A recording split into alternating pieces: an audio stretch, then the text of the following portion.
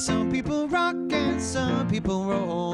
Some will make you giggle right down to your soul. So talk to the world and introduce them to you. And look at me now, I'm all Barbara and you. You gotta take a step inside the shoes of another. Get to know your neighbor, get to know one another. So talk to the world and introduce them to you. And look at me now, I'm on Barbara and you. Good evening and welcome to the Barbara and You Show, and I have some exciting news. Things are changing around here, and I am on now also want to welcome you to the Workers Credit Union Studios at FATV, and we're delighted to be doing business with Workers Credit Union. And that being said, I'm still Barbara Foster, and this is still the Barbara and You Show. And before I introduce you to my first guest, let me tell you who's going to be joining me at 7:30, and that is Rebecca Renzi, who has a place called the House of Refuge. And it's very interesting, so stick around. I want you to hear about that. But to begin with, I'm introducing you to Scherrie Keating.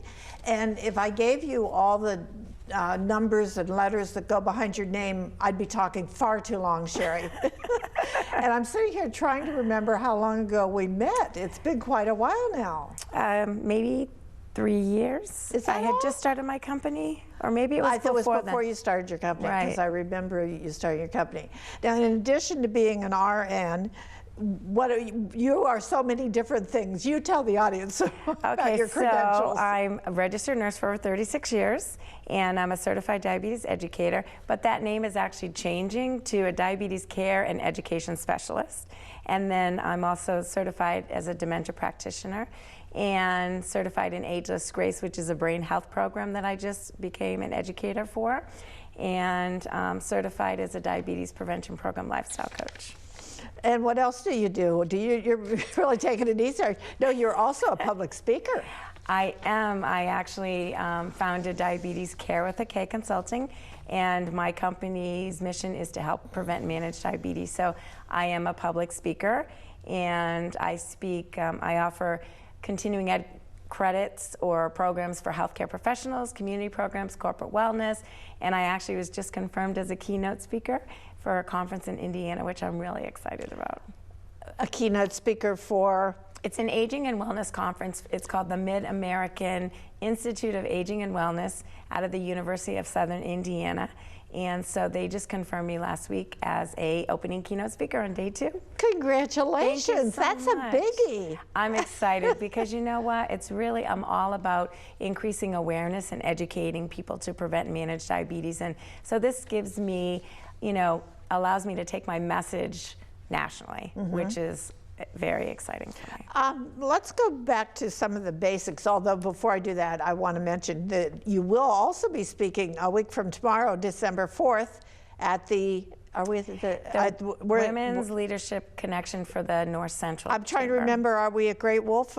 Or with the Doubletree? This one's at the Doubletree. Yes. Because these are events, the Women's Leadership Connection has these luncheons every so often, sponsored by our wonderful Chamber of Commerce here.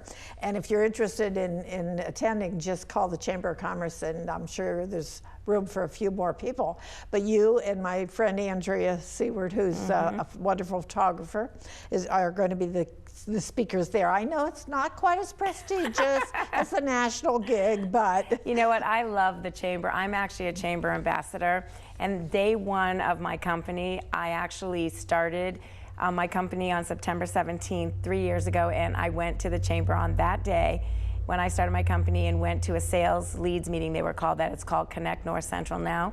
But I went there and I met somebody who sat next to me at that meeting, and she opened the first door. So I love the Chamber. So I'm thrilled and honored to be speaking next week. I love the Chamber too, and I know we have the best Chamber around. We do. We absolutely do. And in addition to all else that you do, you're now doing a TV talk show as well. I do. I produce and host a monthly health and wellness show called Talk Me Healthy, which is so appropriate for me because I do have the gift of gab.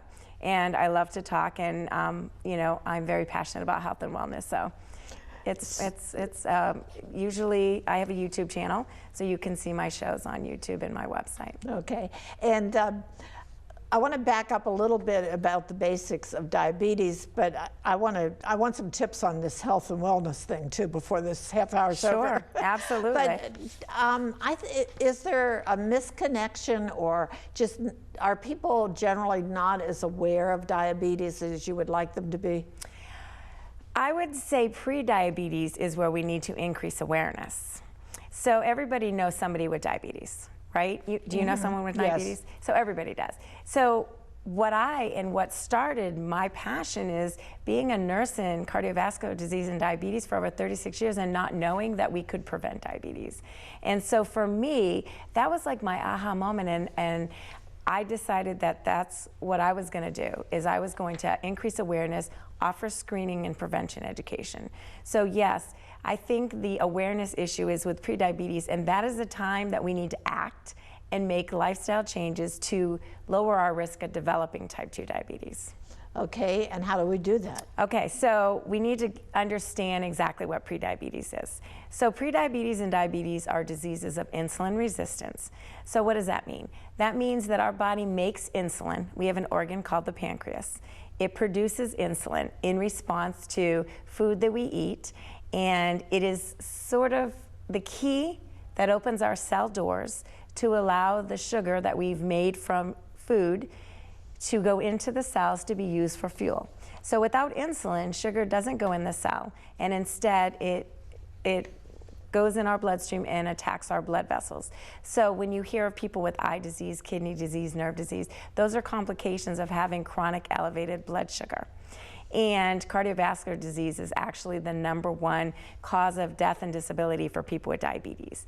So what drives all of that is insulin resistance. So we make insulin, but we're not using it properly, so we're not unlocking the cell door for sugar to be used for fuel in our bodies.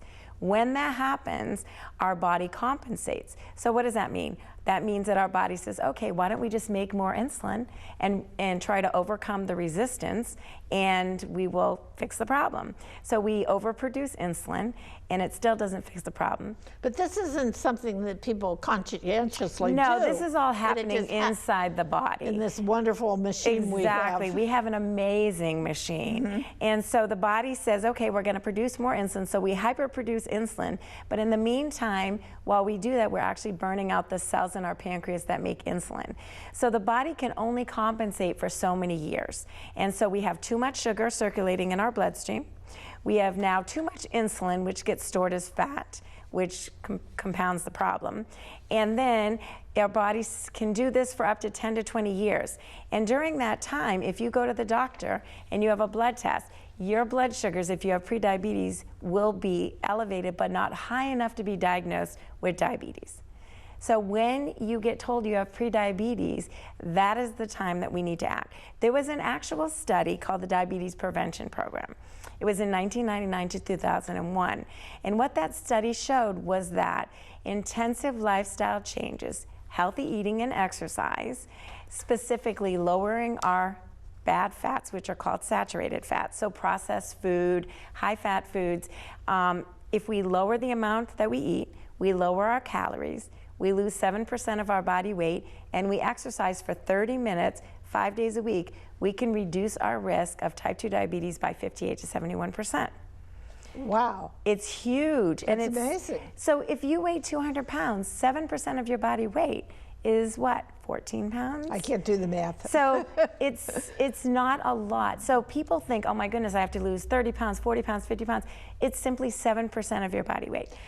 How rigid or how faithful do you have to be to the diet change? Walking 30 minutes a day should be easy for all of us. Well, you wouldn't believe how many people say that's challenging because of our busyness of our lives. But having said that, the research also shows 10 minutes 3 times a day at a moderate pace will give you the same benefit as 30 minutes. Oh. So you can do like 10 that. minutes, 10 minutes, and 10 minutes, but you have to actually get a moderate pace. So you notice that your breathing's increasing a little bit. You may sweat, it's okay to sweat. I actually had a patient that, I used to be the nurse manager for cardiac rehab, and my patient used to say, we're not sweating, women are not sweating, they're bedewed with moisture. So he used to make it sound so wonderful to sweat. But you know, you may sweat a little bit, your breathing may increase, but what we go by is the talk test. So if you can talk and carry on a normal conversation, and your breathing is increased to that level, and you're actually feeling your heart rate increase a little bit, that's what you need to do. That's a cardiovascular aerobic workout. 10 minutes, 10 minutes, and 10 minutes, or 15 and 15, or 20 and 10. Nothing less than 10 at a moderate pace will give you the benefit, and you do need to do 30 minutes 5 days a week. But there are people who say, oh, I walk a lot at work, and I'm in my desk, but I get up, and I have to go down the hall, and I have to go up the stairs. It's not the same because it's not continuous. It has to be continuous. So it's that continuous, you know, increase of heart rate and respirations that are going to give you that benefit. So it's not the stopping and starting and stopping and starting. It's the 10 minutes, 10 minutes, 10 minutes, or 15, 15, or 30 minutes. And the diet is huge.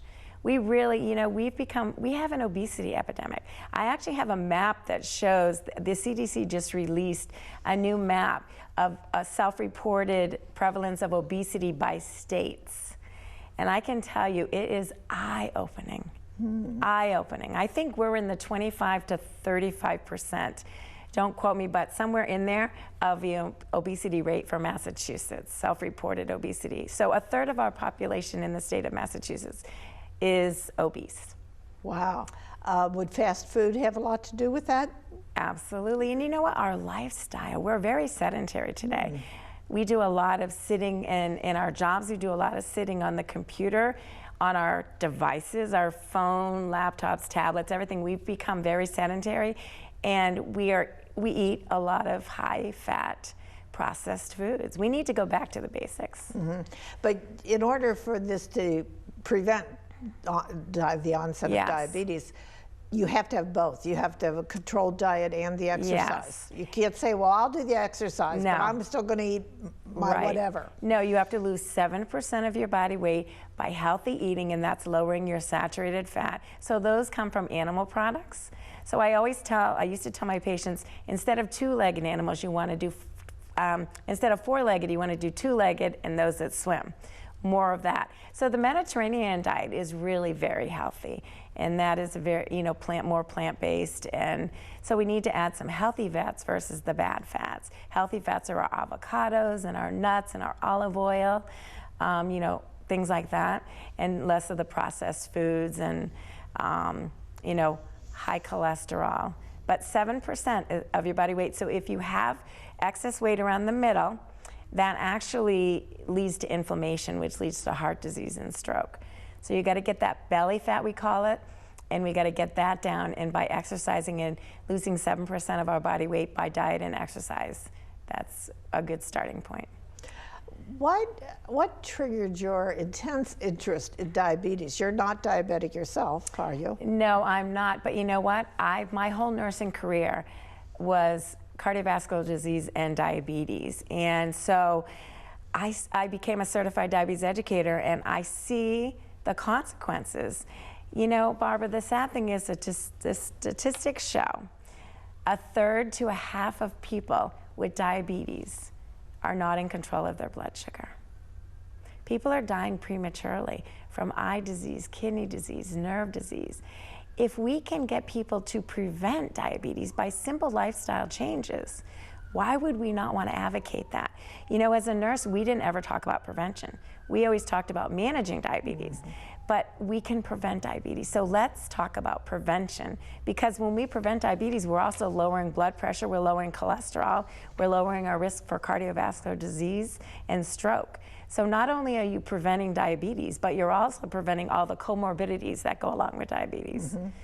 Now, what about juvenile diabetes? We know families that have a child that was born that way, and I always thought there was a possibility of outgrowing it, but I've been told that's wrong. So juvenile diabetes, it's not even called juvenile diabetes anymore. It's type 1 diabetes, and it happens to adults as well. So the difference is your pancreas is no longer making insulin. So type 1 is, or the old juvenile diabetes, is your pancreas doesn't make insulin. You have to go on insulin. Type 2 is 90 to 95% of people with diabetes, and they make insulin, but their body's not using it properly because they're insulin resistant. Now there's also gestational diabetes, which is women who are pregnant in their 24th to 28th week. The hormones of pregnancy actually taxes the pancreas, and they become insulin resistant. So those people, those women that have gestational diabetes, a very tiny percent will go on to have diabetes for their life, but most of them, once they deliver and their hormones go back to normal, they no longer have diabetes. Having said that, they are at increased risk for type 2 diabetes and need to be screened every 3 years, and their children need to be screened. There's also a new type of diabetes called type 3 diabetes. There is research out of Brown University, Dr. Susan D. Lamont, and what they found when they studied the brain for alcoholism is that when they gave the brain insulin, the brain cells became smart. When they took insulin away, the brain cells died. And so they termed the coin type 3 diabetes. So what it means is that insulin resistance in the body leads to diabetes. Insulin resistance that targets the brain leads to Alzheimer's pathology. So they're actually trialing diabetes medications and to help prevent mild cognitive impairment to progress to Alzheimer's disease. Very interesting. It's fascinating. Well, also when you tied it into alcohol, because we think, you know, if someone abuses alcohol, becomes alcoholic, it does affect their brain, right, their logic, their thinking. And so Dr. D. Lamont, I actually had the honor of meeting with her because I speak on type 3 diabetes, and since she coined the term and she was in Rhode Island, I emailed her and we actually met last year. And so I've been really, I speak nationally, that's what I speak on nationally, and locally as well, and state and regionally. And because it's fascinating research and nobody's heard of type 3 diabetes, but it's really the same pathological process as the body's insulin resistance that leads to diabetes, but this just specifically targets the brain because insulin has a very specific role in the brain. And that role in the brain has to do with regulating the two proteins that lead to Alzheimer's pathology. So when we have insulin resistance in the brain, it affects those two hormones, plus it affects the signaling, which affects insulin action in the brain. Sherrie, this is mind-boggling. And let me just tell the viewers, if you happen to tune in late, I'm speaking with Scherrie Keating, who runs a company called Diabetes Care Consulting, and who is an RN and has all kinds of titles behind her name.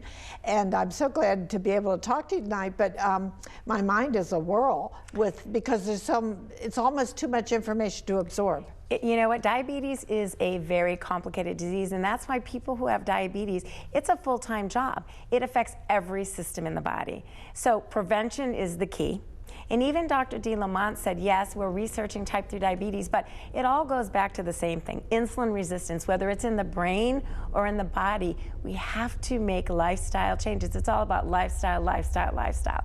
We have to eat healthy and exercise, and that isn't news to anybody. We've heard this over and over and over again.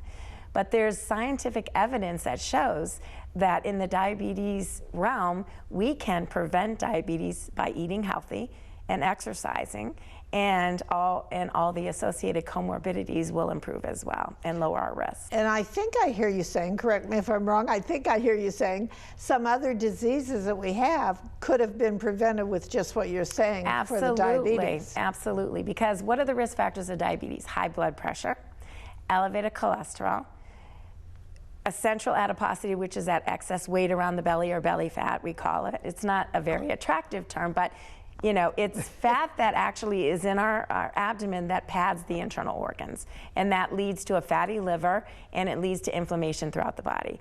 So the risk factor is excess weight around the belly, a sedentary lifestyle, high blood pressure, a family history, mother, father, sister, or brother with diabetes, not Uncle Joe, Aunt Susie, but primary relatives. We have people, gestational diabetes, like we talked about, women with diabetes during pregnancy, women that deliver babies over 9 pounds, smoking. So all of those things, think about it. Diet will help and exercise will help all of those risk factors. Interesting you threw in smoking. That is the new risk factor for diabetes as of this year based on the American Diabetes Association Standards of Medical Care. Over the years, I've interviewed many doctors who always say if you're a smoker, the single most important thing you can do for yourself and your health is stop smoking. Absolutely. It just has a whole lot of negatives that go along with it. Oh, so many. And you know what? If you have any of those risk factors, I want to tell the viewers, if you have any of those risk factors, you need to be screened. It's a simple questionnaire, 7 questions. All you do is go to doihaveprediabetes.org or go to my website, diabetescarewithak consulting.com. Take the risk test. If you score 5 or higher by answering these simple questions, when you answer a question, you get a number. When you add up your numbers, if you score 5 or higher. Do we have the right address on the screen? Yes. They can do the test from that? Diabetescareconsulting.com, yes. Wow, so so go free there. Advice tonight, folks. Right, just click on the home page and then it says take the risk test. Take the 1 to 2 minutes and take that test. If you score 5 or higher, go to the doctors and say, I may be at risk for prediabetes, I need a blood test. That would either be an A1C or fasting blood sugar. And then if your number, so fasting blood sugar is 8-hour fast. If you score between 100 and 125, if your result is between 100 and 125, you have prediabetes. Over 126 is diabetes. If your A1C, which is a 3-month snapshot of how much excess sugar is floating around and attached to your red blood cells. If you're 5.7 to 6.4%, you have prediabetes. Then you need to do those 2 things. Lose 7% of your body weight, healthy eating, lower your saturated fats, eat more healthy, more plant-based, and get that 30 minutes of exercise 5 days a week. 10 minutes, 10 minutes, and 10 minutes will do the trick. Okay, so how does your diet differ from the average person? Don't tell me just get rid of the fats. Just how does my personal diet? Yeah, are you a vegetarian, a vegan? Well, I have another chronic health disease. So I'm a cancer survivor. And yes, I know, congratulations. Yeah. And so I also have end-stage Crohn's disease. And because of that, I can't be a vegan or a vegetarian because of my Crohn's disease. There's a lot of food on that particular meal plan I can't tolerate. So I do eat chicken and turkey. I rarely have red meat. If I do, it's it's organic. It's all healthy. I don't eat pork very often. So I do need to get my protein, and I can't do it from lentils and beans. Mm-hmm. So I believe in 80-20, Barbara. I'm going to be honest with you. 80% of the time, right on target with your meal plan, and 20% like Thanksgiving. If I'm going to have a little piece of pecan pie, in my mind, I'm a terminal cancer survivor. I had a very rare cancer. If I want a little wedge of pecan pie, I'm going to have that. But you know what? It's different than I used to. I would have had the whole half of pecan pie. So you know what? I believe that you can indulge on holidays and birthdays because you still need a quality of life. But most of the time, you're really following your diet. And I think if we do that, I think that, we have a quality of life, but we're also healthy. And you practice what you preach, obviously. You know what? To me, there's an old saying that food is either poison or medicine, and I really do believe that. So I really do try to eat healthy. My kids used to say they used to like my cooking better when I didn't cook healthy. As a matter of fact, they just reminded me of that recently. They're like, Mom, we used to love your cooking, but now you cook healthy. So, but you know what? You can cook healthy, and it can be delicious. But, to me, it's life and death because of my cancer history. And I can't go up and be a speaker and not practice what I preach. I really can't. I exercise every day, or most days. I have a home gym, and I take my dogs. There's a study that says if you have a dog, you will actually be healthier. So I have 2. So I walk my dogs. I was out there this morning with them, and it's good for them. It's good for you. So if you don't have a dog, get a dog, because you'll be healthier. Right. And is it difficult eating out? You know what? I never have ordered on the menu exactly as it is. Because you know what? They must love you. I know, seriously. I know. But you know what? You're paying for the food. And right. so get what you want. So this is what I do. I look before I go. so I can see what I want, and then I change it up. So if something I want sauteed, I'll say, would you mind, could you saute it? Can you give me olive oil instead of butter for my bread? Do you have wheat bread instead of white bread? Instead of the potato, could I have an extra vegetable? Could I have the sauces on the side? Can I have vinegar and oil instead? You know what? If they're, they want to cater to you because they want you to come back. And you know what? I'm not the only one that does it, but those are just little tricks. And then once you get your plate, ask for a to-go box and take half of it home, because you never need to eat as much as they serve you. Only in America Seriously. do people serve that size portions in restaurants. Absolutely. So we should all move to Europe because they eat healthy. The food is phenomenal. They don't use toxic chemicals. I mean, they know how to Now, live. are there now, everybody is going to benefit if they change their diet and they exercise. But the person that has diabetes, they're always going to be on some meds, aren't they? They can be diet controlled. They can be on medication, but eventually this is a chronic progressive disease, and the better they manage it, the lower risk they have of those eye disease, kidney disease, nerve disease. The sad thing is, because it takes 10 to 20 years for our body to not be able to compensate until our blood work shows that we have diabetes, we already have complications. So a lot of times the complication occurs before the diagnosis of diabetes. And nobody has been connecting these two things. No, because they feel fine. The person feels fine because their body's compensated and their blood levels are normal. So that's why anyone over 45 needs to be screened for diabetes. And if you have risk factors that we talked about, you need to be screened earlier. When you asked if anybody, you said everybody knows somebody that has diabetes. Absolutely. And I know a couple of little boys. And the children are amazing, learning what they need to learn and checking themselves. And absolutely. So my company specializes in type 2 diabetes. That would be type 1, the children.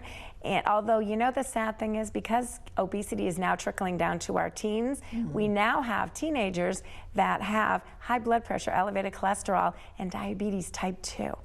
So this is an epidemic. It's actually a pandemic. And we all can work together to make a difference in this epidemic by increasing awareness, education. And so, kids are amazing. They're resilient. They're amazing. They're smart. They run those pumps way better than I know anything about pumps. They're amazing. They're amazing. So that's a very different type of diabetes than I'm talking about. I'm talking about the 90 to 95% of people that have type 2 diabetes. And the driver is obesity, sedentary lifestyle. Dietary habits, lifestyle. So that's what I really want to stress today for the viewers, to just really think about, take Thanksgiving off and start the day after Thanksgiving, and just, make a small change. Just one small change really makes a big, significant difference in your health in the long run. Really does. One small change. And that applies to everybody across the board. Oh, everybody. We all can make a small change in our life, right? Well, we're going to try harder after your little pep talk, Scherrie. And I'm all about the why, that. The why is finding that motivation in your life to help keep you motivated to make those small changes, to be healthier and live longer and happier. The why meaning? The why is your personal motivation. For me, when I had cancer and my life had really spiraled downwards, I needed a reason to get up every day. And for me, it happened to be my 1-year-old granddaughter, and she's 12 now. So I'm 11 years in remission, which is amazing. And I know that feeling of being in remission. It's awesome. But your why, I'm writing a book. It's called The Life-Changing Power of Your Why. And what I believe is everybody has a story and everybody has a why. And your why can change your story and impact the lives of many. So I encourage everybody to really think about why they want to be healthy, why they want to make some small lifestyle changes to prevent so many chronic diseases, and then use that why to keep them motivated to do that. Well, I was going to ask you to conclude with what you might want people to know that you haven't told us yet. Is there anything else we haven't said? You are quite a motivational speaker. Well, I really am I just want everyone to understand that we can prevent so many chronic diseases by just these small, simple things. And it's not hard. It's not hard. We just need to just take that one baby step. Well, and I have a few more questions that I'm going to ask you when I see you a week from tomorrow at the Women's Leadership Connection. Perfect. Because I want to hear more about the career change, and we'll talk about that Okay, that's then. great. I look forward to it. Or you can come back again if we don't get to talk about it. But thank you. This has been very interesting, and I'll put that plug in for the Women's Leadership Connection at the DoubleTree next Wednesday, a week from tomorrow, December 4th. Starts at 11:45. And there'll be a nice luncheon, but call the chamber and make a reservation. Absolutely. I look forward to being there. Oh, that'll be so exciting. And thank you so much. I said I wanted to get some of the health and wellness tips, and I think you gave me a lot of them. You motivated me. I'll be doing my walk tomorrow morning. There you go. I'll join you. I have a dog. We'll bring our dogs. Perfect. Thank you, Sherrie. Thank you so much, Barbara, for having me. My pleasure. And don't go away, because I'll be right back with my next guest, Rebecca Renzi.